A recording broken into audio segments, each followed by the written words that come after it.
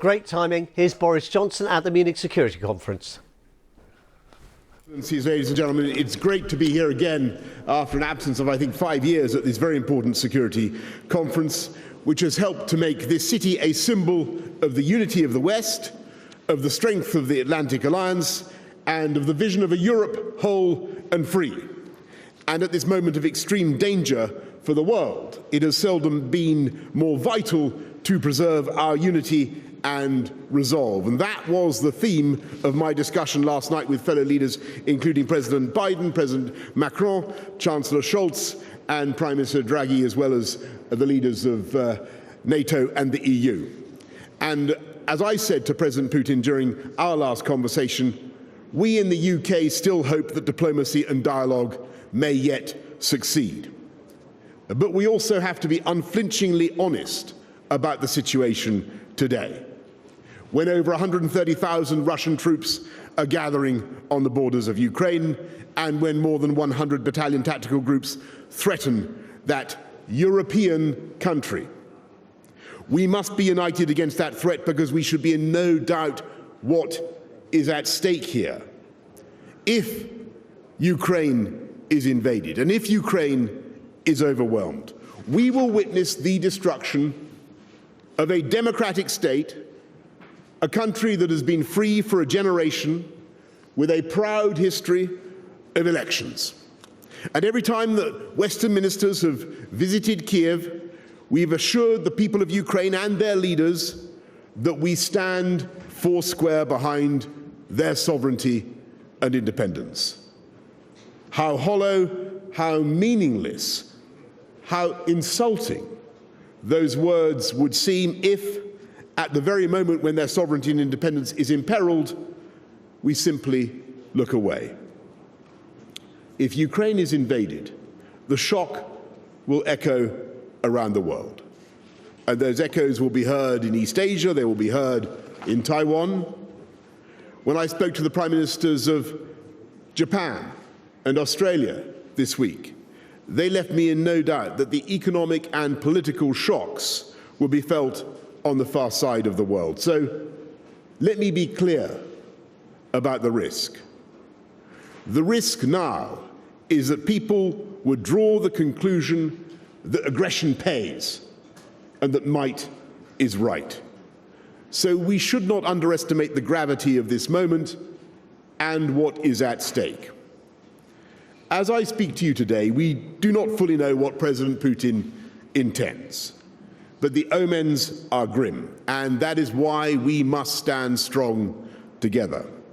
The UK has worked with the European Union and the United States to put together the toughest and strongest package of sanctions, and I spoke recently to President Ursula von der Leyen to discuss the measures prepared by the EU in closest coordination with our own. And if Russia invades its neighbour, we will sanction Russian individuals and companies of strategic importance to the Russian state. And we will make it impossible for them to raise finance on the London capital markets. And we will open up the matryoshka dolls of Russian-owned companies and Russian-owned entities to find the ultimate beneficiaries within. And if President Putin believes that by these actions he can drive NATO back or intimidate NATO, he will find that the opposite is the case. Already the UK and our allies are strengthening the defences of the eastern flank of NATO. We're increasing the British contribution to exercise cold response by sending our newest aircraft carrier, HMS Prince of Wales, and 3 Commando Brigade. We're doubling our presence in Estonia to nearly 2,000 troops. We've increased our presence in Poland to 600 troops by sending 350 Marines from 4-5 Commando. We've increased our presence in the skies over southeastern Europe with another 6 Typhoons based in Cyprus. We're sending warships to the eastern Mediterranean and the Black Sea. And I've placed another 1,000 troops on standby to respond to any humanitarian emergency, which we all fear is increasingly likely. And while the most alarming and the most visible threat is the massing of Russian land forces on Ukraine's borders, look at the naval buildup in the Black Sea, which threatens to blockade Ukraine. Look at the massive cyber attacks and the incoming tide of disinformation. This crisis extends into every domain, which is why the UK is providing NATO with more land, sea, and air forces.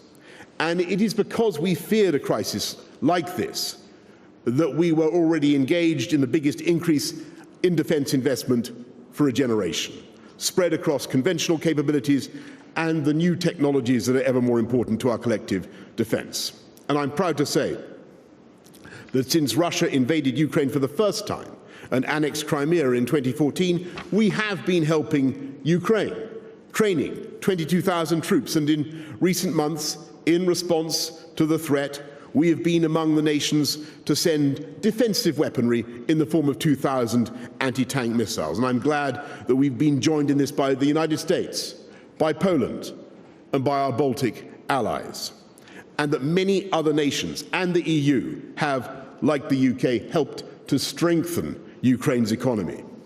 Britain will always stand up for freedom and democracy around the world. And when I say that our commitment to European security is immovable and unconditional, our deeds show that we mean our words. We are making the biggest contribution of to NATO of any European ally because we understand the importance of collective security. And just as our European friends stood by us after the Russian state used chemical weapons in Salisbury, used a chemical weapon in Salisbury, so Britain will stand by you. But we must accept that these measures by the UK and our allies, draconian sanctions, rinsing out dirty money, the intensification of NATO's defences, fortifying our Ukrainian friends, they may not be enough to deter Russian aggression. And it is therefore vital that we learn the lessons of 2014. Whatever happens in the next few days and weeks, we cannot allow European countries to be blackmailed by Russia. We cannot allow the threat of Russian aggression to change the security architecture of Europe. We cannot permit a new Yalta, a new division of our continent into spheres of influence. And we must now wean ourselves off dependence on Putin's oil and gas. And I understand the costs and the complexities of this effort and the fact that it is easier said than done. So I'm grateful to Chancellor Scholz's assurances about Nord Stream 2. But the lessons of the last few years and of Gazprom's obvious manipulation of European gas supply cannot be ignored. We must ensure that by making full use of alternative supplies and technology, we make Russia's threats redundant. And that will be the work of the months and years to come, as well as the necessary and overdue steps that we in the UK must take to protect our own financial system. And we now need to prepare ourselves for the Russian playbook of deception that governs every operation of this kind. There will be a cascade of false claims about Ukraine intended to spread confusion almost for its own sake. And even now there are plans being laid for staged events, spinning a web of falsehoods designed to present any Russian attack as a response to provocation. We've already witnessed a fake military withdrawal combined with staged incidents that could provide a pretext for military action. We knew this was coming. We've seen it before, and no one should be fooled. And we have to steel ourselves for the possibility of a protracted crisis, with Russia maintaining the pressure and searching for weaknesses over an extended period. And we must, together, refuse to be worn down. What Europe needs is strategic endurance, and we should focus our energies on preserving our unity and on deepening transatlantic cooperation. But for that to work, we must also be prepared to devote the necessary resources to carry a greater share of the burden of preserving our continent's security and to demonstrate that we are in it for the long haul. For now, we should continue to do everything we can to pursue the path of peace and dialogue. There is a way forward if President Putin is minded to take it. There is a discussion to be had about the threats that he claims to see, because in reality, as we all know, those threats are an illusion. They are the product of the Kremlin's chronic but misguided view of NATO as a supposedly encircling and intimidating alliance. That is not NATO's function. NATO is a peaceful and a defensive alliance. And we are willing to work with President Putin to demonstrate that point and to give him the assurances that he may need. We could point out that until he invaded Ukraine for the first time in 2014, NATO did not permanently station any troops anywhere east of Germany. And it was as recently as 2017 that the US, the UK, and other NATO allies established the enhanced forward presence to protect Poland and the Baltic states. And even then, the total deployment of fewer than 5,000 troops posed no conceivable threat to Russia. And it is only in the last few weeks, in response to the current crisis, that we have dispatched reinforcements, though still in numbers, that constitute no possible threat. Until 2014, European allies were cutting their defence budgets and shrinking their armed forces, perhaps faster than was safe or wise. And to the extent that this has changed, it is because of the actions of President Putin and the tension that he has created. If NATO forces are now closer to Russia's border, it is in response to his decisions and the justified concerns they have provoked among our allies. And there are many things said about what may or may not have been said in the closed-door meetings of 3 decades ago as the Berlin Wall fell and Germany was reunited. But there is no doubt that we all agreed legal obligations to protect the security of every country in Europe. And what happened in those amazing years was the dissolution of the Iron Curtain and the fulfillment of the vision of a Europe whole and free. It was one of the most incredible moments of my lifetime, as nations at the heart of our continent regained their liberty and their sovereign right to control their own destiny and seek their own alliances. We will not abandon the hope and impulse of that era, made possible by the courage of millions of ordinary Europeans. And that's why NATO opened its doors to 14 states after 1999, and we cannot allow our open door to be slammed shut. But if dialogue fails, and if Russia chooses to use violence against an innocent and peaceful population in Ukraine, and to disregard the norms of civilized behavior between states, and to disregard the Charter of the United Nations, then we at this conference should be in no doubt that it is in our collective interest that Russia should ultimately fail and be seen to fail. I believe that in preparing to invade Ukraine, a proud country whose armed forces now exceed 200,000 personnel, considerably more expert in combat today than in 2014, President Putin and his circle are gravely miscalculating. I fear that a lightning war would be followed by a long and hideous period of reprisals and revenge and insurgency. And Russian parents would mourn the loss of young Russian soldiers who, in their way, are every bit as innocent as the Ukrainians now bracing themselves for attack. And if Ukraine is overrun by brute force, I fail to see how a country encompassing nearly 250,000 square miles, the biggest nation in Europe apart from Russia itself, could then be held down and subjugated forever. After a generation of freedom, we're now staring at a generation of bloodshed and misery. I believe that Russia would have absolutely nothing to gain from this catastrophic venture and everything to lose. And while there is still time, I urge the Kremlin to de-escalate, to disengage its forces from the frontier and to renew our dialogue. Every nation at this conference shares a vision of a secure and prosperous Europe of sovereign states, deciding their own destiny and living without fear or threat. And that vision, of course, extends to Russia, a nation whose cultural patrimony we revere and whose sacrifice in the struggle against fascism was immeasurable. Russia has as much right as any other country to live in peace and security.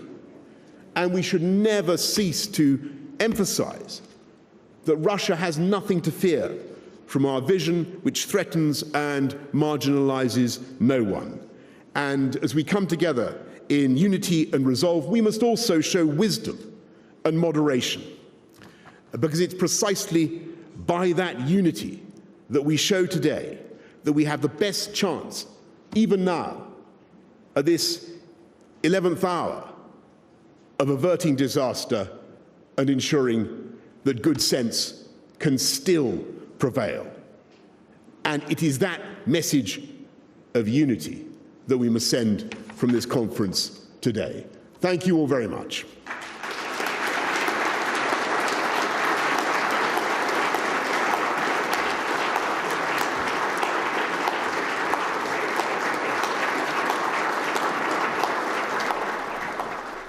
Boris Johnson there addressing the Munich Security Conference. Let's go to Paul Adams, our correspondent who's listening in Ukraine. What did you make of that, Paul? Powerful speech, Sean.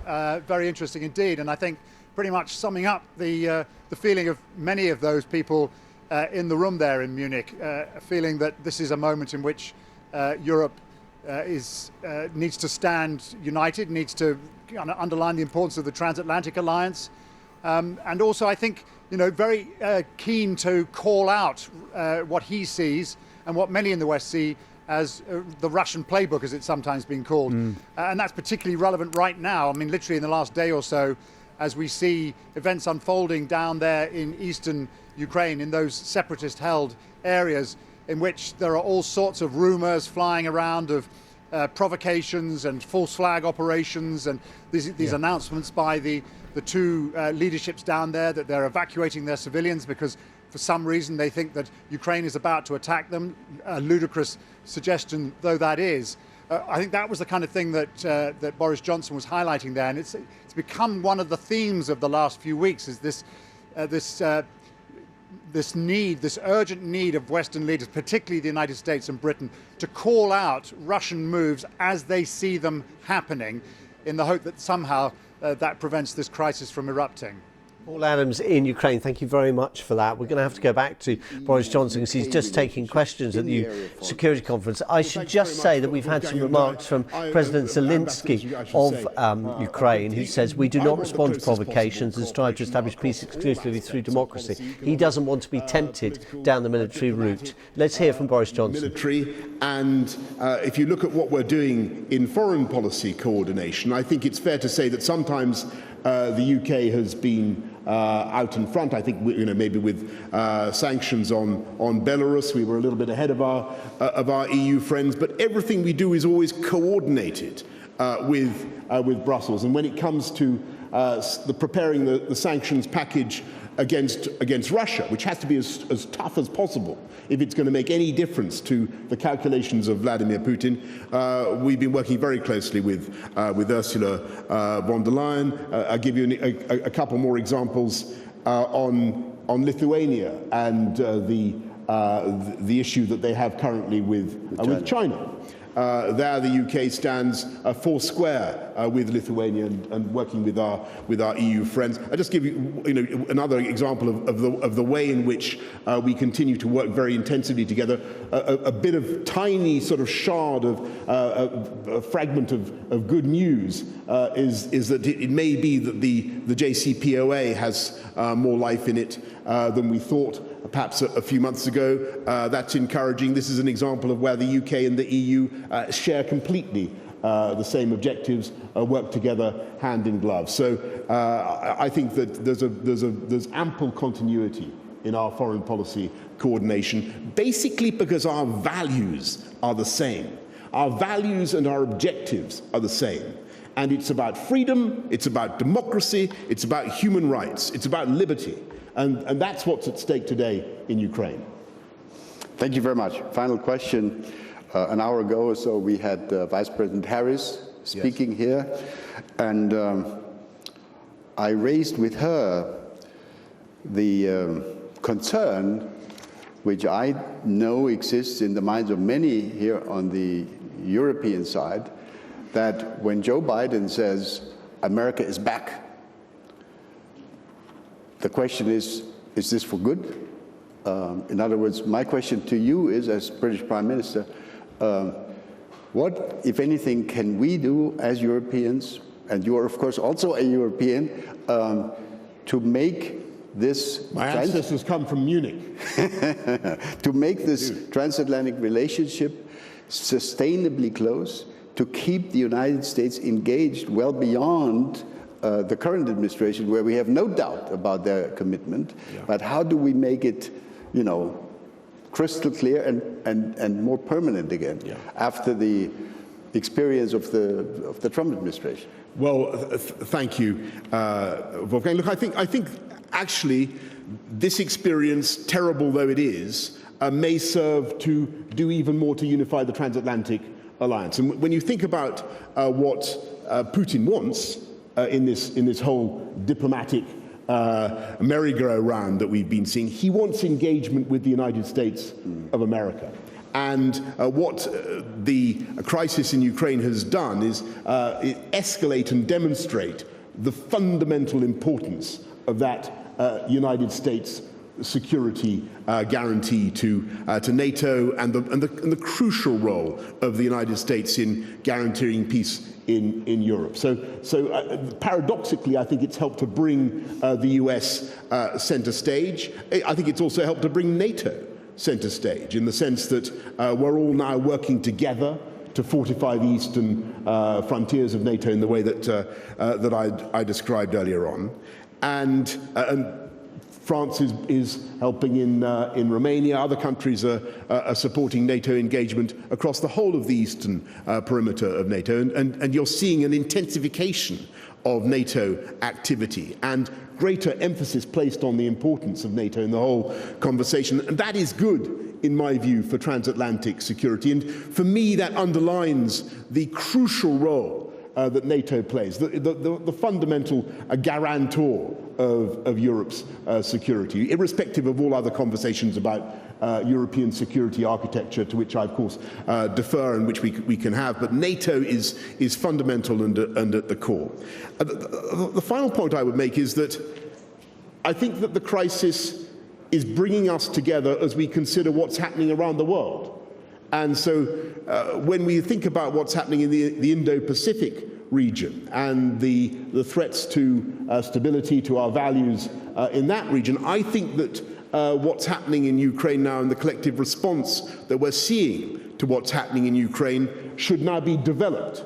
And we should think of ways in which we can participate together to promote those things we believe in, not just in the European theatre, but around the world. And I hope very much that, and you can see American engagement and American involvement in those questions, and it's absolutely vital that we continue to see it. So we can't say what's going to happen in the course of the next few days. We can't be certain, but I just want to repeat one thing. I believe it absolutely vital for our collective security that the venture, if there is a violent act of aggression by President Putin, that it should not be a success, that it should fail, and that I believe with enough collective resolve we can ensure that it does fail. Thank you very much.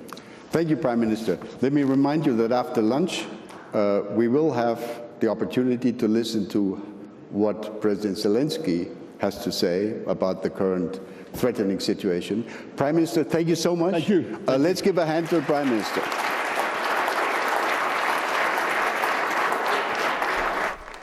There we go. That's the Prime Minister being interviewed by Otto Isching.